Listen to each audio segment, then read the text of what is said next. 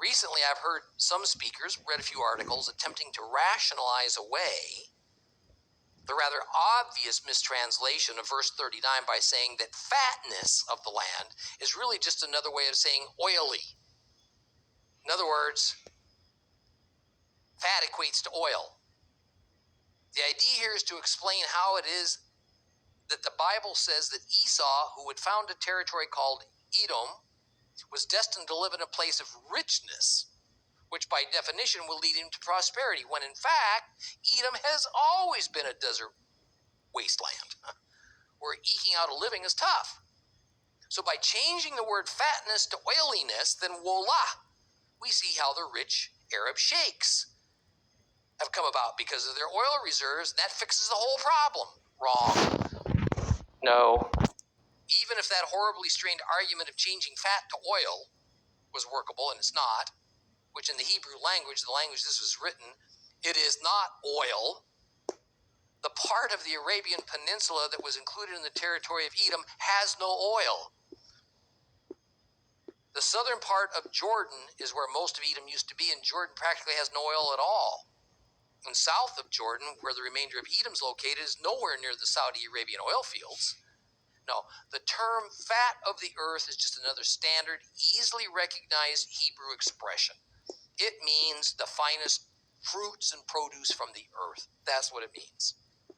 In any case, when you correctly translate the first part of Esau's blessing, that Esau and his descendants will be held away from fertile lands, the final part of it and Esau's response makes a whole lot more sense. His blessing more resembled a curse.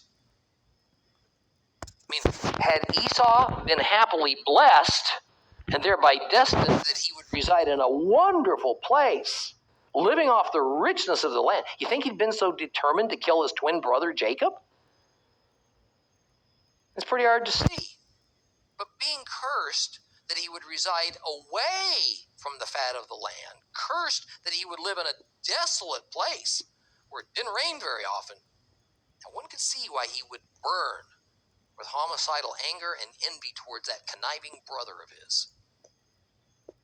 Well, this curse to be separated from the rich lands, combined with the blessings given to Jacob, served to set Esau, later to be called Edom, against Jacob, later to be called Israel, for all time. That is certainly what we see has played out in history. Well, even in the time of Yeshua, some 1,800 years after this blessing of Isaac upon his twin sons, the hated King Herod was himself a result of this curse upon Esau. Because at the time of Jesus, the name of the land of Edom was known in the Greek language as Idumea. And Edom was King Herod's people, heritage, and homeland.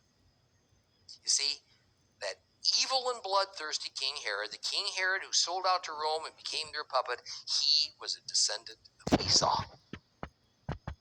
Now, the Bible shows how Esau mixed with the descendants of another group of people who would have had very good reason, at least in their minds, for hating Israel eternally.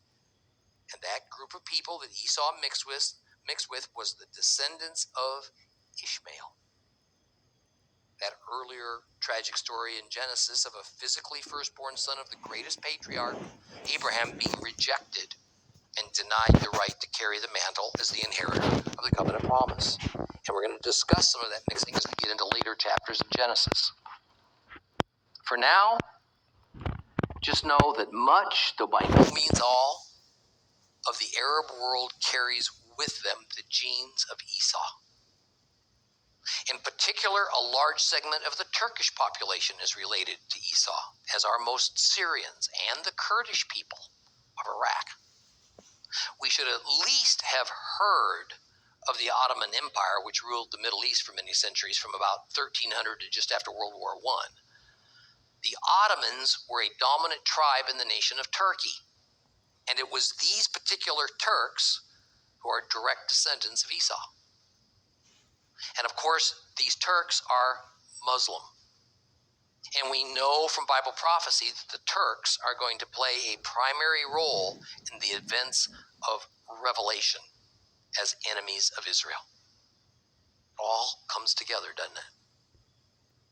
The thing we must also understand is that the majority of Muslims in this world are in some way or another related to Esau, even the ones in Afghanistan. So this enmity that would occur between the twin brothers, Jacob and Esau, almost 4,000 years ago, has everything to do with the condition of our world as it is right now. It's what's led up to our current situation and how it's going to all play out leading up to and through the Great Tribulation. Now, looking at a little more of the blessing, or really, I think, curse that Esau was given, it says, "By your sword shall you live." In other words, violence, pillaging, that shall be Esau's way of gaining wealth and prosperity. And as I have explained on a number of occasions, these prophetic blessings have more effect on the person's future descendants than on the person who originally received the blessing. And that is what we find as we follow the progress of Esau's line. Esau's descendants didn't become shepherds. They became conquerors, bands of robbers who descended on caravans that passed through their lands. War was their way of life. War is even at the heart of what is now their religion, Islam. Further, the blessing also says, "And you shall serve your brother. But when you grow restive, you shall break the yoke from your neck." It was King David who was the first descendant of Jacob to rule over the descendants of Esau, and as prophesied in the blessing of Isaac. Edom wore the yoke of Israeli domination on their neck from about 1000 BC until about 735 BC, a longer period of time than the United States has been a nation. It was King Ahaz of Judah who lost control of the Edomite nation, and not since then have the descendants of Esau admitted to being under the control of an Israelite. Hopefully this helps to explain the determination of the so-called Palestinians today to be free of any control under the thumb of the reborn nation of Israel, because many Palestinians recognize they are descendants of Esau. Now this chapter